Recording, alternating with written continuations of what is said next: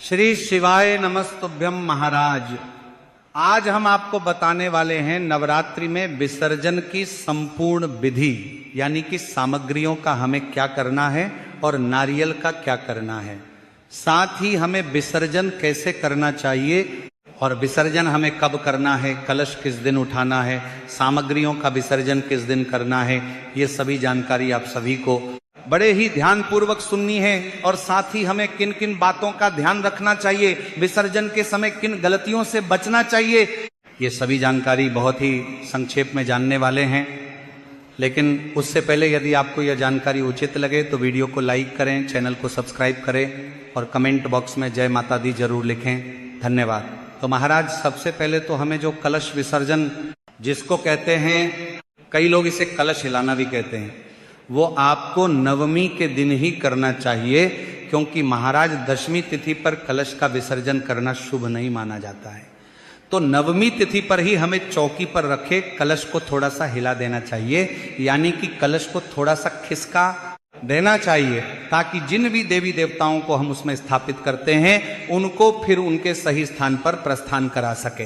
तो महाराज, नवमी के दिन आपको मात्र कलश को थोड़ा हिला देना है, बाकी चौकी पर आपको कुछ भी नहीं करना है। जैसे आप नवरात्रि में प्रत्येक दिन पूजा करते हैं, दीपक जलाते हैं, या जैसे जो रखे हुए हैं इन्हें आपको नवमी तिथि पर हटाना नहीं है, सभी ऐसे ही रखने हैं। केवल जो कलश है उसे आपको चौकी पर ही थोड़ा सा हिला देना है और कुछ नहीं करना है। फिर अगले दिन दशमी पर हम सामग्रियों का विसर्जन करते हैं। देखिए महाराज, नवमी पर हमें कलश को इसीलिए हिलाना है ताकि नवमी के दिन ही माता को हम उनके स्थान पर प्रस्थान करने के लिए हम उनसे प्रार्थना करते हैं और कलश को हम हिला देते हैं, क्योंकि इसी कलश को हम माता का स्वरूप मानते हैं। तो महाराज, नवमी के दिन तो आपको केवल कलश हिलाना है और दशमी के दिन हम सभी सामग्रियों का विसर्जन करेंगे। नवमी के दिन हम पूजा पाठ कर लेंगे माँ सिद्धिदात्री की। उसके बाद हम भोग प्रसाद में चना खीर और पूरी वगैरह माता को भोग लगाएंगे और उसके बाद हम माता को सिंदूर तिलक लगाकर और फिर हम वहीं पर हवन करेंगे। और हवन करने के बाद पूरे परिवार को एक साथ मिलकर के माता रानी के दिल से आरती करना है। अब महाराज, नवमी की रात्रि में आप सभी को माता रानी को भोग जरूर ही लगाना चाहिए। भोग में आप जो भी ड्राई फ्रूट्स वगैरह होते हैं आप लोग भोग लगा दीजिए और आरती सभी को नवमी की रात में भी करनी है। भले ही हम कलश हिला दिए हैं, बाकी सभी चीज सामग्री वैसे ही रहेगी। ज्वारे आप उठाकर अपने गमलों में नवमी के दिन ही लगा सकते हैं। और जल का जो छिड़काव है, जो कलश में जो जल है वह आप अपने पूरे घर में छिड़काव कर सकते हैं। और यदि कलश का जल बच जाता है तो इसे आप जाकर किसी पेड़ के पास या कहीं खाली स्थान पर समर्पित कर सकते हैं, जहां किसी का पैर ना पड़े। अब महाराज, कलश के ऊपर जो नारियल होता है उस नारियल को उठाकर आप लोग अपने माथे से लगाइएगा और अपने घर की महिला को आंचल में दे दीजिएगा। मान लीजिए महिला किसी कारणवश, आपकी पत्नी है या जो भी पुरुष ही देते हैं, या पंडित जी अगर आप ब्राह्मण रखे हैं तो उनके हाथों से भी अपने आंचल में आप लोग नारियल ले लीजिएगा, या आपके घर में कन्या है तो उसके भी आंचल में फ्रॉक में आप लोग दे सकते हैं। ये नारियल लाल वस्त्र सहित आप लोग आंचल में दे सकते हैं। अब आप लोग चाहे तो इस नारियल को प्रसाद के रूप में बांट कर खा सकते हैं, या आप चाहे तो इस नारियल को जल में प्रवाहित कर सकते हैं।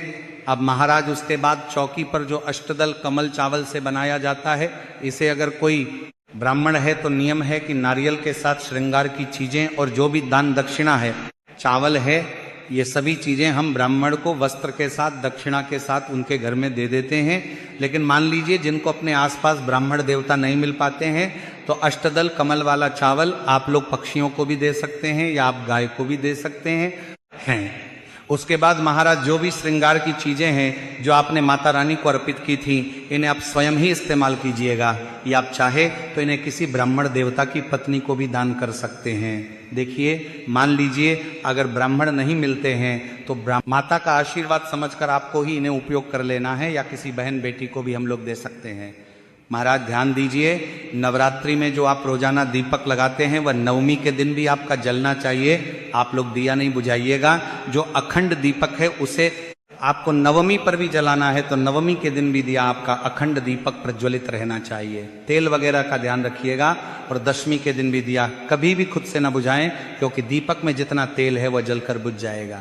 महाराज ऐसा नहीं करना कि हम सभी सामग्री ले जा रहे हैं विसर्जित करने के लिए, तो दिया आपने बुझा दिया, कभी भी ऐसी गलती आपको नहीं करना चाहिए। अब ये सभी कार्य होने के बाद माता को सही स्थान पर विराजमान कर दीजिए। जो उनको चुनरी वगैरह आपने चढ़ाई है वो दोबारा भी फिर से हम पूजा में माता को इस्तेमाल कर सकते हैं। किसी देवी देवता को ओढ़ा सकते हैं, माता को ही ओढ़ा कर रख लीजिए। और आपने चौकी पर जो भी मूर्ति रखी है या फोटो प्रतिमा रखी है तो फिर उनके सही स्थान पर रख दीजिए। लेकिन महाराज नवमी के दिन कुछ नहीं करना है, नवमी के दिन कुछ नहीं करना है, दिन केवल आपको कलश हिलाना है। बार बार आपको बताया जा रहा है। तो महाराज दशमी के दिन माता को उनके सही स्थान पर रख दीजिएगा जहां मंदिर है आपका, और बाकी चीजें आपको विसर्जित कर देना है। इसी के साथ चौकी पर जो लाल पीला वस्त्र वगैरह आप लोग बिछाए है वह भी पुनः किसी भी पूजा में इस्तेमाल कर सकते हैं। इसे आपको कहीं भी विसर्जित नहीं करना है। अब महाराज कई लोग चौकी पर 9 ग्रह भी सुपारी के रूप में स्थापित करते हैं, तो 9 सुपारी है उसको क्या करेंगे, विसर्जित कर देंगे या रखेंगे। तो ध्यान दीजिए, सुपारी कभी भी अशुद्ध नहीं होती है, तो आप इसे भी पुनः उपयोग कर सकते हैं। अब मिट्टी के जो कलश वगैरह है वो जैसे दोबारा हम इस्तेमाल नहीं करते, अशुद्ध माना जाता है, तो आप लोग अगर लौटा रखे हैं तब तो कोई दिक्कत ही नहीं है। अब महाराज मान लीजिए अगर इस जगह पर आप लोग कलश रखे हैं तो कलश मिट्टी का, तो उसको आप लोग 1 साल तक कलश को घर में रखना चाहिए। कुछ लोग उसी दिन जल में प्रवाहित कर देते हैं, तो महाराज उस दिन कलश का विसर्जन नहीं करना चाहिए। आप 1 साल तक उसमें गमला लगाकर या आप लोग अनाज वगैरह भरकर अपने घर में रख सकते हैं, या उसमें पानी भर के पी सकते हैं। ये सभी कार्य आप कर सकते हैं। इसके बाद जो जनेऊ है इसे भी आप लोग पुनः उपयोग कर सकते हैं। साथ ही आम के पत्ते या फूल पत्ती है, या आप कहीं गड्ढा खोदकर या कहीं ऐसे झाड़ी में रखिएगा जहां किसी का पैर ना पड़े। ऐसा नहीं कि किसी भी पेड़ के नीचे रख के आ गए, कहीं कुछ रख के आ गए, ऐसा आपको नहीं करना है। अब महाराज द्वारे थोड़ी सी मिट्टी हटाइएगा और वहां पर आप लोग दबा दीजिएगा, पैर नहीं पड़ेगा, आपके ऊपर दोष नहीं लगेगा। इसी के साथ महाराज जो भी फल प्रसाद है वो आप लोग खा सकते हैं, और तो आप लोग सुपारी जो है वो सुपारी आप लोग रख सकते हैं, कोई दिक्कत नहीं है, क्योंकि सुपारी कभी अशुद्ध नहीं होती है। फिर से किसी पूजा पाठ में आप लोग इस्तेमाल कीजिएगा, वो कलश की सुपारी हो या नवग्रह वाली सुपारी हो, आप लोग दोबारा से इस्तेमाल कर सकते हैं। इसी के साथ महाराज दशमी के दिन जो पारण करेंगे, नियम तो है दशमी के दिन ही करना चाहिए। जो लोग 9 दिनों का व्रत रखे हैं तो 28 मार्च को आप लोग विसर्जित कीजिएगा। तो आप लोग सभी सामग्री पहले विसर्जित कर दीजिएगा, स्नान ध्यान करके पूजा पाठ कर लीजिएगा, और विसर्जित करके माता को पहले भोग लगा दीजिएगा। उस दिन भी खीर पूरी ही बनाया जाता है, वही भोग लगाते हैं। और राम नवमी वाला कुछ प्रसाद वगैरह अपने लिए आप लोग रख लीजिएगा, और पारण के समय कुछ ना कुछ पहले आप लोग दान कर दीजिएगा। पैसा हो गया, अनाज हो गया, वस्त्र हो गया, इतने दिन का आपने कठिन व्रत रखा था, और आप लोग दान करके और माता को भोग लगाकर वो प्रसाद भी हो जाएगा। और अष्टमी या नवमी में से कुछ ना कुछ मिठाई, फल, हलवा, पूरी कुछ रख लीजिए मुख में डालकर सबसे पहले, और तब आप लोग माता को प्रणाम करके और वही ग्रहण कीजिएगा। तो महाराज ये थी इस चैत्र नवरात्रि में विसर्जन की संपूर्ण विधि। यदि आपको ये जानकारी पसंद आई हो तो वीडियो को लाइक और चैनल को सब्सक्राइब जरूर करें, और कमेंट बॉक्स में जय माता दी जरूर लिखें। धन्यवाद।